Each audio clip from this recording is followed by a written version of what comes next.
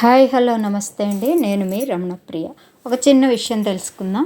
ఒకరోజు కామాక్షి అమ్మవారు తాంబూలం వేసుకుని నడుస్తున్నట్టండి. గజ్జల శబ్దం వినబడుతోంది గల్లు గల్లుమని. అక్కడ ఒక ఇద్దరు దర్శనం కోసం ఉన్నారు. ఒక అతన్ని చూసి నోట్లో నములుతున్న తాంబూలాన్ని కొంచెం తీసి ఇచ్చి ఆడదాని ఎంగిలి నాకు వద్దు అన్నట్టండి. ఇంకొక ఆయన ఉన్నారు, ఆయన నోట్లో పెట్టింది, తిన్నారు ఆయన. ఆ తినంగానే పుట్టి మూగవారుటండి ఆయన.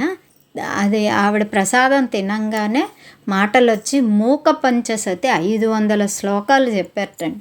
అందువల్ల ఆవిడ సంతోషించి నా తాంబూలం స్వీకరించడం వల్ల నీకు ఇంతటి పాండిత్యం లభించి మూక పంచసతి చెప్పావు, నీకేం వరం కావాలో కోరుకో అంటే, అమ్మ నాకు ఇచ్చిన వాక్కుని తీసేసుకో అన్నట్టండి. ఎందుకు అంటే, ఇంతవరకు మంచి చేశాను, 500 శ్లోకాలు చెప్పి ఈ నాలుగుతో ఏం మాట్లాడతాను అమ్మ, తీసేసుకో, నాకు ఈ వాక్ అవసరం లేదు అని చెప్పారటండి.